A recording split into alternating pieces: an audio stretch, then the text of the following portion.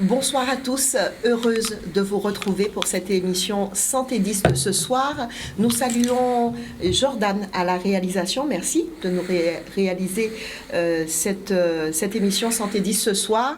Nous allons parler d'une thématique assez particulière, mais une thématique qui vous intéresse et qui intéresse surtout les personnes de certain âge. Entre autres, nous allons parler de numérique en santé.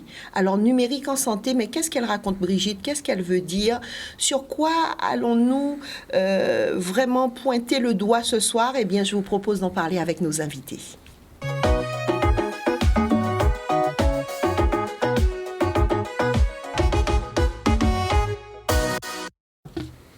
Dans votre émission ce soir, Santé 10, la thématique numérique en santé, nous en parlons avec Madame Salomé Martine. Bonsoir. Bonsoir. Merci d'avoir répondu à notre invitation. Vous êtes la présidente de l'association Solidarité Guadeloupéenne en Mouvement. Exactement. Vous nous direz tout à l'heure de quoi il s'agit. Vous nous ferez la présentation de l'association juste à côté de vous. Madame Tyrolien Marie-France, bonsoir. Bonsoir. Vous êtes la présidente de la conférence de la santé et de l'autonomie. Tout à fait. On en parle dans un court instant. Nathalie Ninine, bonsoir.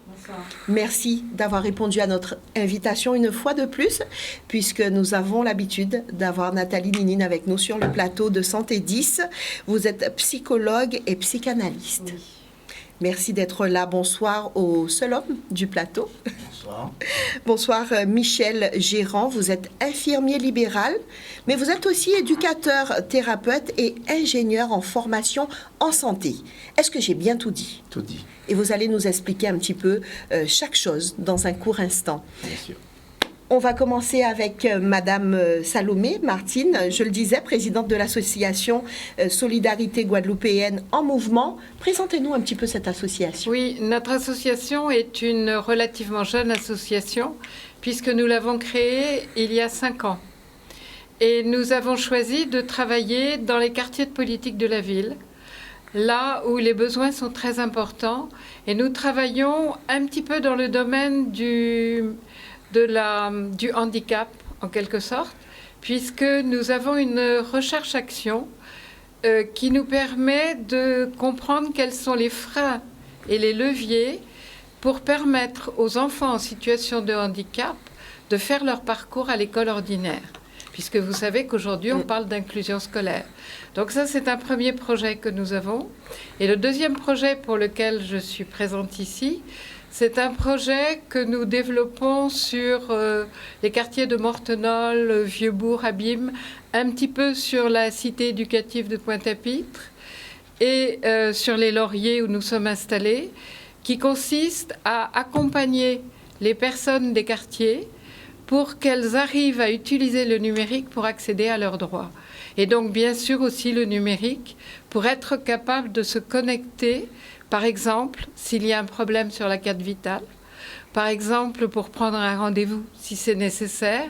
Et donc, nous les accompagnons et notre but, c'est de les aider à devenir autonomes, c'est-à-dire à savoir utiliser le numérique. Leur smartphone, en fait, tout simplement.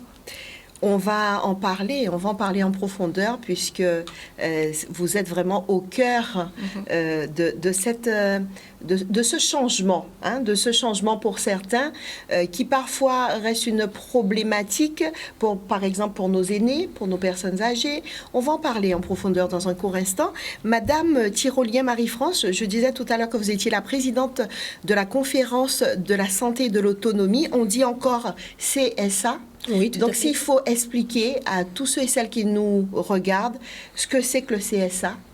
Alors, en fait, la conférence de la santé et l'autonomie, c'est vrai, n'est pas très connue, vous avez raison. Alors, en fait, la conférence de la santé et de l'autonomie, c'est alors, je m'embrouille toujours un petit peu. C'est la conférence, c'est une assemblée consultative, en fait, qui permet de regrouper des acteurs de la santé, donc qui sont concernés, bien sûr, par tous les problèmes de santé. En fait, il y a 4 commissions.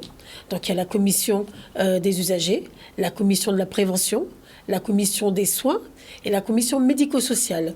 Et donc, chacune de ces commissions, on est là pour renseigner toutes les personnes concernées par des problématiques de santé et pour faire remonter tout ce qui est préconisé pour le soin à l'ARS. Voilà, donc les gens peuvent nous consulter quand il y a des divers problèmes et nous sommes chargés de faire remonter cette problématique à l'ARS. Alors là, c'est vrai qu'on est vraiment très intéressés parce que bien sûr, le numérique, on en parle beaucoup. Les jeunes, c'est vrai qu'ils utilisent ça très facilement, mais là, on va bien sûr s'adresser aux personnes âgées qui ne connaissent pas encore très bien et je pense qu'il va y avoir des changements d'habitude et ça va être vraiment très intéressant. Monsieur Gérant, on l'a dit, vous êtes infirmier libéral, mais vous avez encore d'autres casquettes. Est-ce que vous pouvez un petit peu nous expliquer tout ce travail que vous faites? Vous êtes éducateur, thérapeute, et vous êtes aussi ingénieur en formation en santé. Expliquez-nous un petit peu. Bon, alors pour l'infirmier libéral, on connaît tous. C'est travailler à domicile. C'est très important parce que ce soir, on va un petit peu pointer du doigt le fait que vous soyez, en général, les infirmiers sont un petit peu les premiers, quand on parle de personnel de santé, à la maison, proche du patient. Eh bien, l'infirmier libéral, il est en plein dedans. Et souvent, vous êtes les premiers à qui le patient demande, mais comment il faut faire? Parce que tout ce qu'on nous demande maintenant, on nous demande d'aller sur Internet, on nous dit que c'est en ligne, mais nous ne savons pas. Donc, vous avez aussi cette partie à gérer, puisque vous faites un petit peu partie de la famille. Donc, on va en parler tout à l'heure. Mais présentez-nous un petit peu toutes les casquettes que vous avez. Oui, alors, l'infirmier libéral, on en a parlé. Ensuite, éducateur thérapeutique, c'est montrer, essayer de trouver une forme d'autonomie dont parlait madame aussi aux patients qui sont atteints de pathologies chroniques. Leur apprendre à être acteur, vraiment être acteur de leur pathologie. Donc ça, c'est le premier point. Et puis, je suis aussi formateur des formateurs. C'est trouver les méthodes pédagogiques à mettre en place pour pouvoir éduquer, soigner et faire de la prévention chez les patients. Aujourd'hui, Nathalie Ninine, nous parlons de nouvelles technologies, nous parlons de numérique, nous parlons de santé, mais en ligne. On veut prendre un rendez-vous, on veut se renseigner, on veut aller chercher un document concernant l'ARS, mais ça se fait sur Internet. Vous rencontrez énormément de personnes de par votre métier. Je rappelle que vous êtes psychologue et psychanalyste. C'est un passage difficile pour toutes ces personnes avec qui vous échangez, ou alors pour certains et pas pour d'autres? C'est-à-dire que ça interroge quand même le fondement de la société. C'est-à-dire que maintenant, la machine, le numérique, la machine a pris un essor, c'est-à-dire une avancée, les avancées technologiques très, très... Et malheureusement, l'humain n'a pas suivi. Et on est un peu dépassé par la machine. C'est-à-dire même au niveau de tout ce qui est éthique, de tout ce qui est conception morale, etc. On est dépassé et il y a des enjeux qui sont vraiment difficiles, très difficiles. Au niveau de l'humain, c'est-à-dire que... alors là, on parle de numérique en santé. Moi, de ce que j'observe, c'est que... Alors, à toutes les administrations, dans toutes les administrations... Alors, ça me fait penser un petit peu à la révolution industrielle. On avait dit la machine, etc. Ça va aider, etc. Bon, en gros, c'était aussi pour réduire le nombre de travailleurs. Enfin bon, voilà. Ce qui est le cas, concrètement, puisque je travaille aussi dans les administrations, je ne nommerai pas. Et effectivement, il s'agit de dégraisser le mammouth. Ça pose question, néanmoins, sur l'humain, c'est-à-dire que l'humain, la personne humaine a besoin de rapport. Elle naît de ça. Elle a besoin de ça. Or, que ce soit alors, ça peut paraître facile, ça interroge, en tout cas, ça m'interroge, parce que ça peut paraître facile de cocher, etc. Sauf qu'il y a des cases qui sont préétablies, et une personne ne peut pas se dire totalement dans des cases.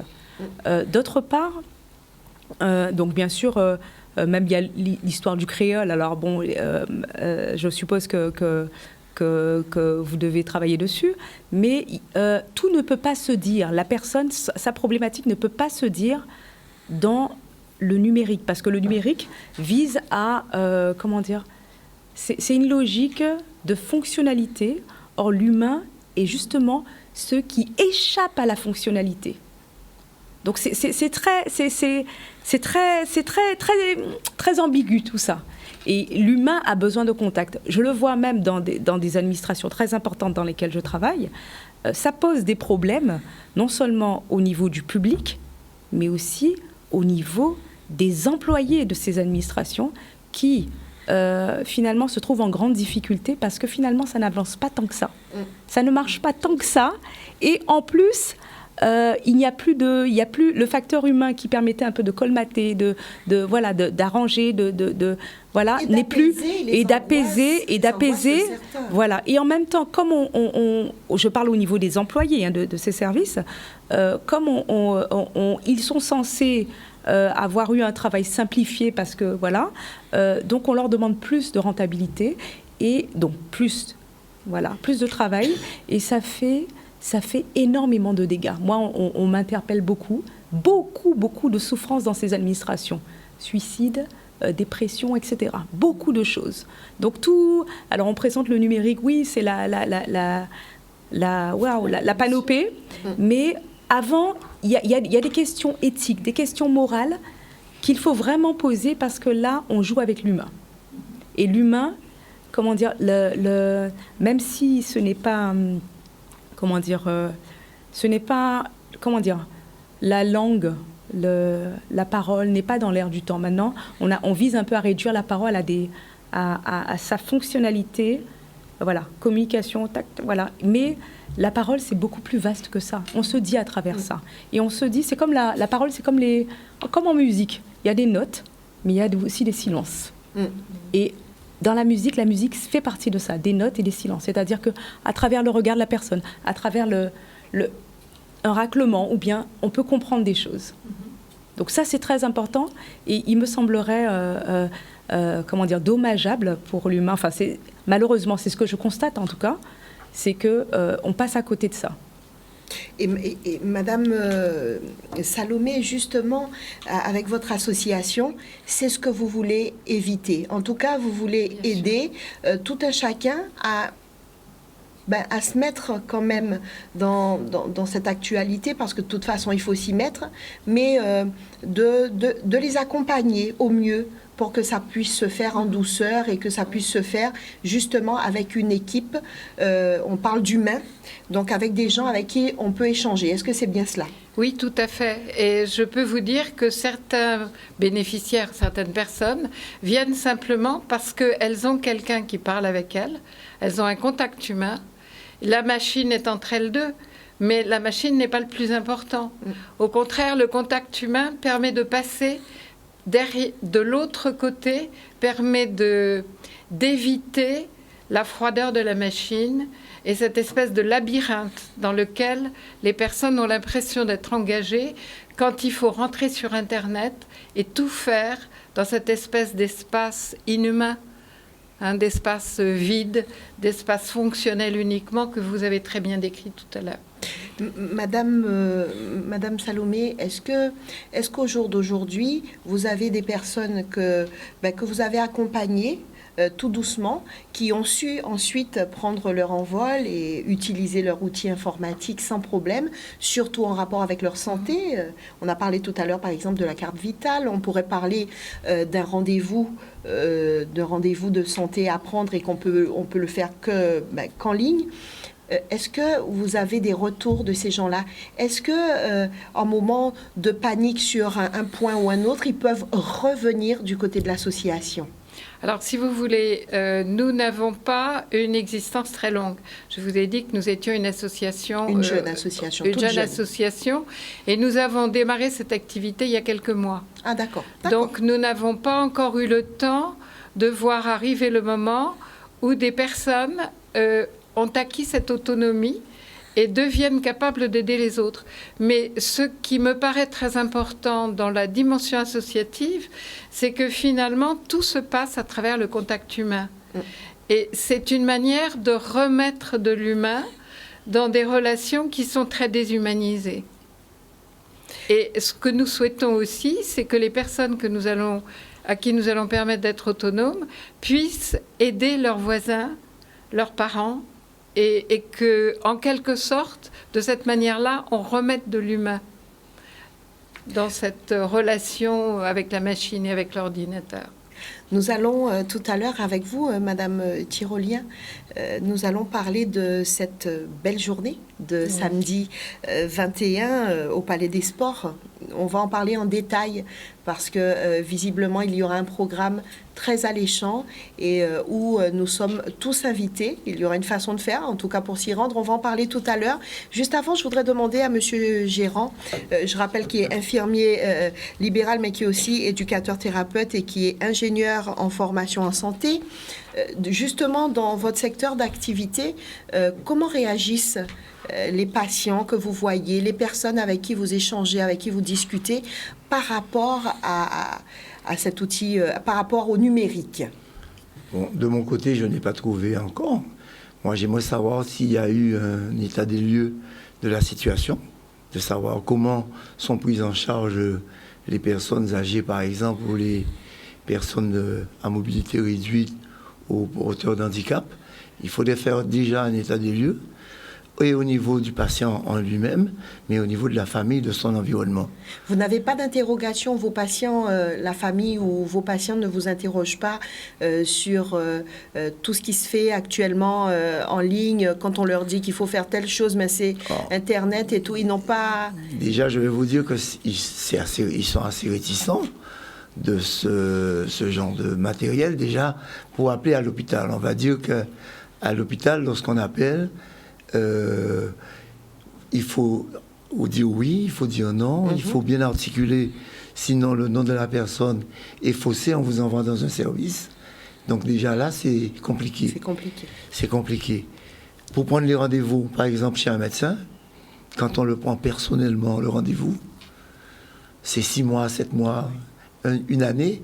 Je ne sais pas si avec le numérique, ça va aussi aider. Ça aussi, c'est l'état des lieux du bilan, du désir médical. Il faudrait tout reprendre, en fait. Il faut bouleverser le système de santé si on veut mettre en place ce genre d'outils. Je crois qu'il faut tout revoir. Il ne faut pas venir et apporter seulement un outil. Il faut revoir tout le système de santé. Et puis... oui, pardon, Nathalie. C'est ce en quoi cette nouvelle modalité du numérique me titille un peu dans le sens où on n'écoute pas. C'est-à-dire qu'il y a des questions. Enfin, on n'est plus dans un système d'échange, égalitaire. C'est-à-dire que la parole n'est pas prise on n'écoute pas. C'est-à-dire qu'elle doit, l'usager, le patient doit répondre à ce qui lui est et dans les cases qui lui sont. Alors que l'humain est tellement. Donc, comme dit Michel Gérant, effectivement, faire l'état des lieux, c'est entendre déjà les problématiques. Alors, on peut, effectivement, et malheureusement, c'est ce qui se joue un petit peu en société, dans cette société. La société n'écoute plus. Elle ordonne, elle dit oui, j'ai trouvé pour vous, j'ai la solution, mais alors que la base pour résoudre un problème, c'est d'écouter la personne. Donc fermer sa bouche et écouter. Et ça, la machine n'est pas capable de le faire. Oui, tout à fait. C'est vrai que je voulais juste, avant de parler de la journée de 21, dire que je suis vraiment à l'écoute de ce que vous dites et je suis complètement d'accord. C'est vrai que alors, le numérique, on ne peut pas passer à côté malheureusement parce qu'on est en plein dedans. Mais c'est vrai que je pense à toutes ces personnes qui vont se trouver un peu projetées dans ce numérique. Je pense aux personnes illettrées. Je pense aux personnes qui n'ont pas d'ordinateur. Oui, de smartphone, même pas de smartphone. Voilà, qui n'ont pas de smartphone. Donc ça fait une exclusion. Et je me suis demandé, c'est vrai que ça va très vite. Ça va très très vite. Et de plus en plus, on parle même de Doctolib, où vous avez une consultation face à un écran. Voilà. Donc, les jeunes, ça va être très rapide pour eux parce que, bon, ils sont nés dedans. Mais je pense à cette petite mamie qui est très contente d'aller chez son médecin pour raconter sa petite histoire, se retrouver face à un écran, ça peut être traumatisant. Voilà, donc il va falloir faire très attention. Et c'est vrai que moi, en tant que présidente de la CSA, c'est vrai que je suis très à l'écoute parce que j'ai une maman qui a 92 ans et je la vois mal être en consultation face à un écran. Elle a besoin d'aller chez son médecin, elle a besoin de s'asseoir, lui parler, qu'on écoute son cœur, qu'on prenne sa tension. C'est important. Alors, vous voyez, je pense que dans tout ce modernisme, je pense qu'il faut qu'on soit très fin. Il faut que... Alors, on ne peut pas non plus être complètement en arrière, mais je pense que les acteurs, les professionnels qui vont s'occuper doivent être très à l'écoute, comme vous disiez, madame, vous avez complètement raison. Si on s'engouffre dedans, en disant qu'il faut qu'on soit moderne comme tout le monde, on risque de faire des dégâts psychologiques irréversibles. Mais je pense qu'il faut qu'on soit, et moi en tout cas, on y fera attention. Alors c'est vrai que tout est comme ça maintenant. Nous-mêmes, votre déclaration d'impôt, vous vous trompez, vous savez pas sur quelle case. Il y a les cases, des fois vous comprenez même pas. Et alors on vous dit vous pourrez rectifier un mois après, mais j'imagine que pour une personne qui n'a jamais touché un ordinateur, ça peut être complètement destructeur. Et elle peut se retrouver complètement perdue et ne rien faire du coup. Ne rien déclarer du tout. Donc il faudra qu'on soit très à l'écoute. C'est pas le tout de proposer quelque chose. Je crois qu'il faut aussi qu'on accompagne. Et si on met pas du personnel suffisant pour accompagner, on va faire de gros dégâts. Ça, c'est clair. Et je voudrais savoir, en même temps, il y a la question du choix aussi. Est-ce qu'on permettra, je ne sais pas, c'est une question, aux personnes qui ne veulent pas le numérique ou qui n'y arrivent pas, ou qui ne... Est-ce qu'on leur permettra de rencontrer des gens? Est-ce qu'il y aura encore de l'humain? C'est-à-dire non pas forcément passer par quelqu'un qui va aider à comprendre le numérique, mais avoir rencontre avec un humain. Vous parliez du médecin, par exemple. Là, je rebondis sur autre chose. Effectivement, le fait d'être consultation par écran, alors que la base de la médecine, quand même, il y a l'observation clinique. Tout à fait. Et ça, c'est quand même scandaleux. Alors, quand vous dites c'est la modernité, on ne peut pas faire autrement, il y a quand même la question, ce qui me titille encore, c'est la question de la liberté. C'est-à-dire qu'on nous bassine avec, on ne peut pas échapper au progrès. Mais qu'est-ce que c'est? Quel progrès? Est-ce que le progrès, si le progrès qu'on nous présente, c'est dans le sens du chiffre, je m'insurge contre ça, du chiffre et de la diminution, enfin le mépris de l'humain, de l'efficacité réellement pour les humains, parce qu'on est en santé, on est censé aider les personnes, soigner les personnes. Or, si on se dit, oui, c'est la modernité, on n'y échappe pas, on voit bien ce que ça donne au niveau écologique, avec la modernité, et finalement, pour qui détruit. Donc ça, c'est important qu'on se pose des questions. Bien sûr. On est dans une société où on parle. Notre culture, on est dans une culture de langage. C'est vrai qu'aux Antilles, on se parle, on se touche, on est très corporel. On n'est pas l'ordinateur, l'écran, c'est du matériel. On est quand même, on n'a pas été aussi, on n'avance pas aussi rapidement. Donc, comme vous disiez, il va falloir qu'on fasse très attention.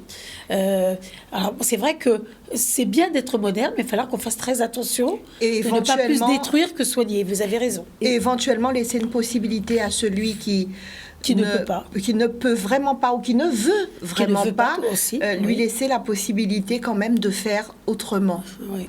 Vous voyez même par rapport à ce dont vous parlez par rapport on est une culture de parole, etc. Oui, et en même temps la parole a été battue en brèche au niveau de l'esclavage. C'est-à-dire qu'il y a eu le processus c'est-à-dire qu'on a divisé les gens, les ethnies, les langages, donc les gens n'avaient plus... Et il s'est formé une langue fonctionnaliste. Donc c'est-à-dire où, effectivement, mais dans ce langage fonctionnaliste, donc avec visée de rentabilité économique pour la plantation, finalement, l'humain n'y était plus. Mais l'humain, malgré ça, a pu quand même sortir, pas s'adapter, a pu résister, marronner, c'est-à-dire inventer quelque chose. Même les contes, même les choses qui justement remettent de la parole, remettent du langage, remettent de l'imaginaire. Mesdames, je vous propose de marquer une courte pause puisque nous sommes déjà à plus de la moitié de notre émission. On va marquer une petite pause et puis nous allons revenir sur notre sujet numérique en santé. Et puis on va rentrer un petit peu dans ce que vous proposez justement pour accompagner au mieux, puisque ça va commencer dès le samedi 21 mai, tout le processus en tout cas pour accompagner au mieux ceux qui en ont besoin en direction de cet outil du numérique, en tout cas en direction du numérique. On revient dans un court instant. Et si vous prenez en cours notre émission Santé 10, sachez que ce soir, nous parlons de cette thématique numérique en santé et nous en parlons avec Madame Salomé Martine, qui est la présidente de l'association Solidarité Guadeloupéenne en Mouvement. Nous en parlons aussi avec Madame Tyrolien Marie-France, qui est la présidente de la conférence de la santé et de l'autonomie. Nous en parlons avec Nathalie Ninine, qui, elle, est psychologue et psychanalyste, et bien entendu avec Michel Gérard, infirmier libéral, mais aussi éducateur thérapeute et aussi ingénieur en formation en santé. Justement, il y aura le samedi 21 mai au Palais des Sports du Gosier de 9h à 13h. Eh bien, il y aura cette magnifique matinée pour, dans un premier temps, accompagner au mieux toutes les personnes dont on parlait il y a un instant dans cette partie numérique en santé. Madame Salomé ? Comment cela va se passer? C'est quoi l'objectif vraiment de cette matinée? Alors, l'objectif de cette matinée, c'est d'écouter toutes les personnes, tous les bénéficiaires de la santé, pour qu'ils puissent dire comment ils vivent cette entrée du numérique, s'ils la refusent complètement, et ce qu'ils souhaiteraient avoir pour que la santé et l'accès à la santé soient le plus humain possible. Donc, surtout... ceux qui ne sont pas à l'aise avec le numérique, c'est le moment de venir.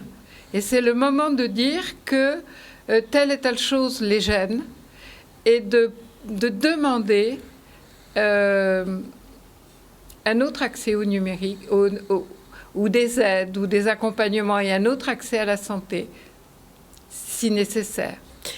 Madame Tyrolien Marie-France, comment va se dérouler cette matinée ? Alors en fait, très simplement, les personnes pourront venir poser toutes les questions, toutes les questions qui les préoccupent, et donc il y aura des personnes pour y répondre. Donc ça peut être sur, par exemple, leur compte Amélie. C'est un premier le compte de la sécurité sociale. Parfois, les personnes sont complètement perdues. On leur demande d'aller sur leur compte Amélie. Et voilà, on expliquera un petit peu qu'est-ce que le compte Amélie pour les personnes qui n'ont pas encore bien compris, comment on y va. Et en fait, c'est le premier atelier numérique concernant la santé.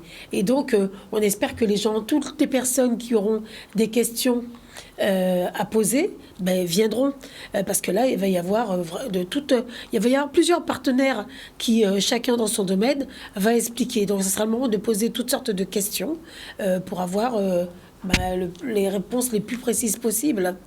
Et donc on espère que les gens viendront nombreux, parce que c'est quand même comment je pourrais vous dire, c'est quand même quelque chose d'important.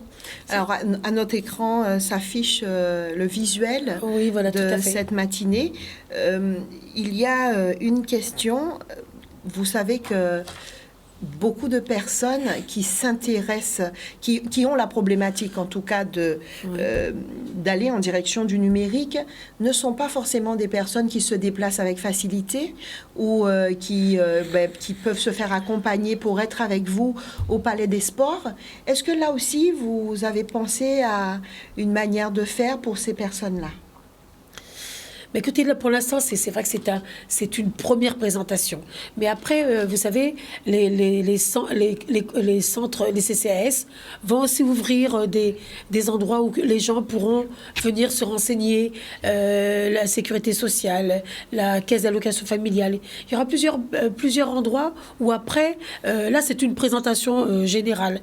Mais après, chacun va un petit peu prendre, j'espère en tout cas, mais j'en suis persuadée, chacun va prendre un petit peu la problématique à bras le corps. Et quand les personnes iront dans les CCAS, elles pourront se poser des questions. C'est un peu comme les impôts, si vous voulez. Avant, personne ne... Maintenant, bon, vous pouvez aller dans les centres d'impôts. Il y a des personnes qui vous reçoivent pour rentrer avec vous, pour faire votre déclaration d'impôt. Donc là, ça sera pareil. Là, c'est une présentation. On espère que les gens viendront poser toutes les questions qui les préoccupent. Et on sera là pour y répondre. C'est ce que disait Monsieur Gérant tout à l'heure. C'est par là qu'il faut commencer de toute façon. Il faut commencer par écouter, comptabiliser les choses, voir un petit peu ce qu'il y a déjà fait, ce qu'il n'y a pas de fait et où il faut aller dans un premier temps. Oui, c'est pour ça que je parlais de l'état des lieux. L'état des lieux. C'est très important puisque quand j'entends Madame Tyrolien, j'entends l'usager, pas forcément le professionnel de santé. Or, le professionnel de santé a sa place, puisqu'on commencera par lui déjà, parce que connaissant les patients un petit peu, ils vont demander au professionnel de santé, mais qu'est-ce qu'elle a dit là, Madame Tyrolien? Demain matin, ce sera ça. C'est quoi le numérique? Qu'est-ce qu'on va encore nous faire? Je crois qu'il y a un travail à faire avant, en amont, et on ne le fait pas assez, de travailler sur le vrai réseau autour du patient. Le réseau, ce que j'appelle le réseau autour du patient, c'est le kiné, l'infirmier, psychologue, médecin, enfin, tous les professionnels de santé. Et là, nous sommes au courant. On peut parler, puisque tu parlais de silence et de l'oralité, on peut expliquer. Là, il va y avoir des gens qui viendront, mais qui ne sont pas déjà au courant de quoi que ce soit. Ils vont venir, c'est quoi le numérique? Et ça encore, je pense qu'il faut qu'on revoie tout le principe de la pédagogie. Ça nous est arrivé pour le Covid, là. Ça nous est arrivé, il a manqué de méthode pédagogique pour faire comprendre aux gens ce qu'il fallait faire ou pas. Et si on rentre dans le numérique, il faudra bien expliquer et aux patients, et aux professionnels de santé, et à la famille. Très important. Vous avez complètement raison, monsieur. De toute façon, là, comme j'ai envie de vous dire, c'est une première approche. C'est une première approche. Il y aura aussi des professionnels de santé, il y aura la sécurité sociale, il y aura la CAF, il y aura qui vont être là aussi pour écouter les questions, pour après, au fur et à mesure, réviser et voir ce que les personnes avaient compris. Vous savez, tout va pas, ça va pas être cette journée et c'est tout. Ça va être au fur et à mesure, on va démarrer ensemble. Alors, il faut un commencement, donc c'est un commencement. Alors, j'espère, je vois que vous avez l'air un peu... mais j'espère, je pense que, ça se passera bien. Et de toute façon, les personnes vont venir aussi nous faire part de leur inquiétude et on va y répondre. C'est intéressant, je pense, d'écouter déjà la population, d'écouter les peurs de la population. Ça nous permet aussi de remettre un peu nos grands espoirs, de les remettre un peu à leur place.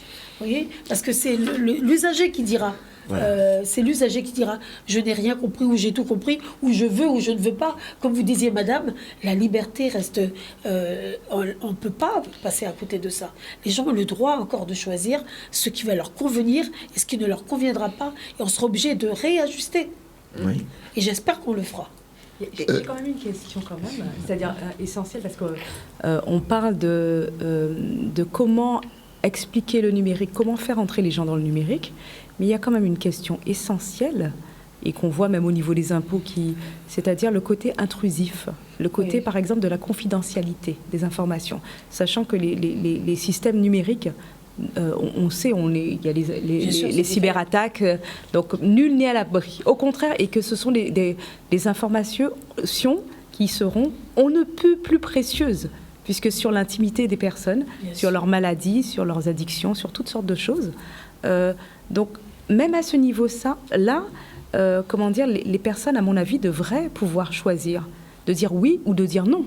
Bien sûr, bien sûr. C'est-à-dire, en tout cas, cette question de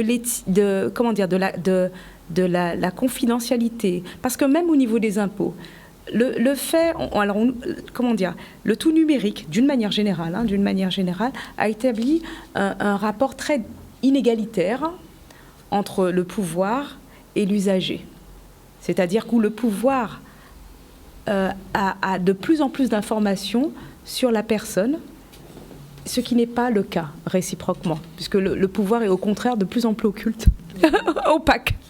C'est-à-dire, on ne sait plus, mais par contre, le pouvoir se fait de plus en plus intrusif.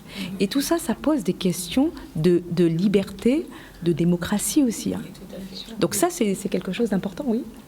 Oui, je voulais dire que c'est encore, comme je le disais tout à l'heure, c'est discriminatoire quand même.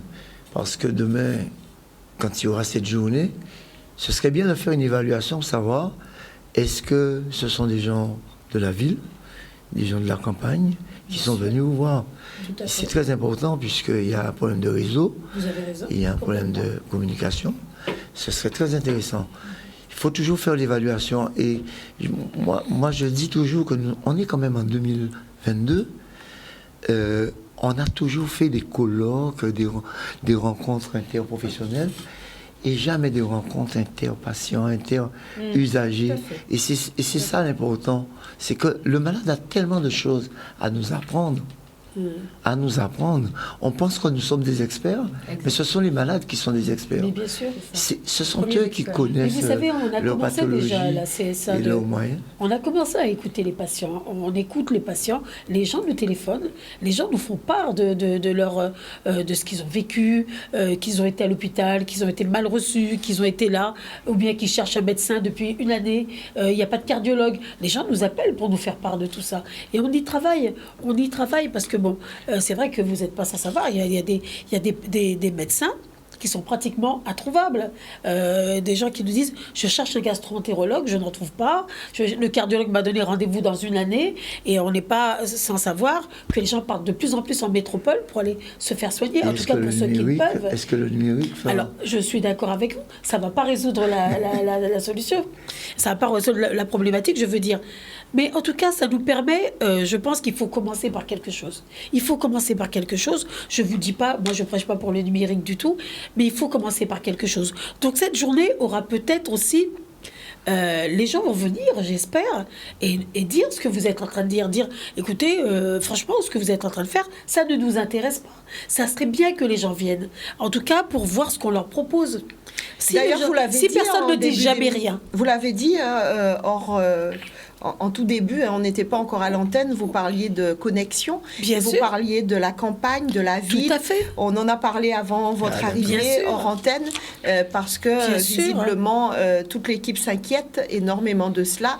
Et donc, d'où l'intérêt, en tout cas, de commencer par cette journée pour écouter et entendre toutes les interrogations. Je pense qu'il faut entendre ce que les gens vont nous dire. Et moi, je serais contente que les gens viennent et qu'ils nous disent, écoutez, non, mais comment nous on va faire, notre Internet ne marche jamais. Au contraire, comme ça nous permet, nous aussi, de réfléchir. On va rappeler le but de cette manifestation rapidement avec Madame Salomé et Madame Tyrolien. D'accord, alors c'est comme on l'a dit déjà tout à l'heure, c'est destiné à écouter les usagers de la santé. Donc c'est un moment où ils pourront s'exprimer et j'aurais tendance peut-être à dire que si des personnels de santé comme Monsieur Gérant souhaitent venir, ils ont aussi une parole parce qu'ils connaissent quelquefois leurs bénéficiaires, enfin leurs usagers ne peuvent pas s'exprimer pour diverses raisons, mais eux les connaissent bien et eux peuvent témoigner de ce dont ils ont besoin et de ce qu'ils souhaitent. Et donc c'est vraiment une parole libre et un temps d'écoute où ils pourront poser toutes les questions qu'ils veulent. Et en fin de séance, on leur propose des ateliers pour ceux qui souhaitent, des ateliers du numérique un petit peu. L'objectif de l'atelier ? L'objectif de l'atelier, c'est un petit peu voir justement ce que monsieur disait, madame. Quelles sont les questions de la population ? Qu'est-ce que les gens ont compris ? Et j'espère qu'il y aura des professionnels de santé qui seront peut-être contre et qui vont venir dire pourquoi. Voyez, et malheureusement, on vit dans une société où parfois on nous impose des choses. Pour les impôts, on nous a demandé notre avis. Non, on nous a dit à partir de maintenant, c'est comme ça. Et malheureusement, les gens sont obligés de s'adapter. Donc justement, moi je pense que la population doit venir dire. En effet, si c'est quelqu'un qui dit, moi j'ai jamais Internet chez moi. Comment je vais faire ? Venez le dire. Venez parce que je pense que plus on dira les choses, plus les choses vont remonter et plus on va adapter. Je pense que plus on reste dans notre coin et ben moi, les choses sont entendues. Et puis de toute manière, il faut commencer par quelque chose. Bien sûr. Et Nathalie Ninine le disait tout à l'heure, il faut écouter. Tout à fait. Écouter. Donc, Et puis, parce que j'entends bien, il faut écouter, mais néanmoins, au niveau de la population guadeloupéenne, même par exemple par rapport à ce qui s'est passé durant la pandémie, la parole de la population a été discréditée. C'est-à-dire qu'on a traité les Guadeloupéens de toutes sortes de noms, d'ignards, d'alcooliques, de vaudouisants, voilà, toutes sortes de choses. Donc, c'est-à-dire que il faut avoir un peu d'humilité. Il faut avoir un peu d'humilité, et ça vaut pour, Michel le disait, les experts, c'est-à-dire malheureusement, beaucoup de personnes qui sont, qui ont des postes de direction, n'ont plus cette humilité parce qu'ils pensent avoir le savoir. Tout à fait. Et c'est quelque chose d'une grande violence. Donc, c'est-à-dire que j'entends bien que vous dites à la population de venir, d'exprimer, mais néanmoins, si d'un autre côté, il y a une telle violence qui s'est mise, parce que la pandémie a vraiment été très violente vis-à-vis de la population. C'est-à-dire la façon dont a été gérée par l'État la pandémie et la population a été très, très violente. Donc là, maintenant, il va vous falloir vraiment du... Il y a une certaine crainte, et puis on ne peut pas dialoguer si on méprise. Oui. Donc ça, il va falloir faire acte de repentance, ou je ne sais pas, d'humilité, je ne sais pas, pour, je sais pas... L'État, pas nous. Oui, mais enfin, en tout cas faire relayer le message, Tout à fait. parce que tant qu'on est dans l'arrogance, et malheureusement, je crois qu'il y a une scission entre la population guadeloupéenne et l'État, enfin, voilà, parce qu'il y a une arrogance de l'État. Et ça rappelle un peu des souvenirs. Bien sûr. Parce qu'on est dans une terre où il y a eu l'esclavage, je répète, donc il y a l'inconscient qui est marqué de ça. Bien sûr. Donc ça, bon... Alors, si vous permettez, j'aimerais vous répondre. Lorsque nous avons préparé, ça fait assez longtemps que nous réfléchissons à cet atelier que nous organisons. Nous ne sommes pas du tout partis. Ceux qui organisent l'atelier sont dans une position d'écoute par rapport aux personnes. Nous n'avons rien à imposer. Exactement. Nous n'avons aucune politique à mettre en place. Nous sommes là pour faire remonter ce que les gens veulent vraiment dire et les écouter et transmettre. Nous n'avons pas de pouvoir. Pas du tout. Ceux qui organisent la réunion ne sont pas détenteurs de pouvoir. Exactement. Ils sont détenteurs d'une volonté d'écouter les personnes pour se battre pour elles et faire remonter les besoins des personnes pour transformer le fonctionnement de la santé. Néanmoins, c'est quelque chose il y a quand même la finalité de les faire entrer dans l'ère du numérique. Et ça, il faut quand même entendre aussi, enfin, à mon avis, si on est en liberté, d'entendre aussi s'ils sont d'accord ou pas. C'est-à-dire que là, ça devrait être quelque chose, une base. Parce que moi, je le vois, en tout cas, avec les organismes avec lesquels je travaille, il y a des conséquences, mais... dramatique. Bien sûr, oui, bien sûr. C'est clair. Alors, pour faire un petit récapitulatif, donc samedi 21, nous sommes tous invités, quel que soit l'âge. Comment ça va se passer? Quel que soit l'âge, nous venons en famille. Avons-nous besoin d'appeler, de nous inscrire ou de dire quelque chose avant, ou est-ce qu'on peut s'y rendre directement? C'est ouvert à la population, aux soignants, donc la population en général. Messieurs, dames, c'est vrai que ce serait intéressant que vous veniez aussi pour poser des questions, parce que on a besoin de tout le monde. On a besoin de tout le monde, vous voyez. Et comme vous disiez tout à l'heure, les gens se disent, on a été assez tourné en bourrique comme ça, on ne veut plus entendre parler de rien. Mais non, je pense qu'il faut venir. Il faut venir dire les choses. Et en effet, si certaines personnes ont peur de ce numérique qui arrive rapidement, parce qu'ils disent on ne va pas comprendre, je crois que c'est le moment de venir voir comment ça va se passer, poser des questions. Alors je ne vous dis pas qu'ils vont repartir contents, mais en tout cas, il faut dédramatiser certaines choses. Et puis prendre un départ sur quelque chose. Prendre le départ sur quelque chose. Exactement. Commencer par le commencement. moi, je ne suis pas une passionnée du numérique, hein, pour vous dire. Mais j'ai commencé parce que, bon, il y a certains endroits, si vous n'utilisez pas le numérique, vous ne pouvez rien faire. Alors, c'est vrai qu'après avoir râlé pendant 2 heures, j'ai commencé. Vous voyez? Et puis, bon, voilà. Et donc, mais je pense que là, c'est, comme disait tout à l'heure Madame Salomé, c'est ouvert à la population. Il faut venir avec des questions. Des questions, avec des curiosités, avec du concret. En disant, voilà, moi j'habite à tel endroit, Internet ne passe pas, qu'est-ce que je vais devenir? Parce que c'est intéressant aussi que tout le monde se pose des questions. Vous voyez, c'est intéressant. Oui, non, mais ce qui m'inquiète, parce qu'on même si on donne d'autres arguments, on n'est pas contre le numérique, parce que tout le monde a un portable. Et puis on a besoin, oui. Mais ce qui m'inquiète, c'est la situation de la Guadeloupe actuellement. Il n'y a pas de médecins, il n'y a pas assez de médecins, c'est un désert médical. Il n'y a pas assez de professionnels de santé pour soigner les gens en Guadeloupe. Donc quand vous avez dit, il faut commencer par le commencement, j'aurais bien aimé qu'on commence par ça. Tout à fait. Mais la CSA, j'ai envie de vous dire, c'est un peu ce rôle aussi.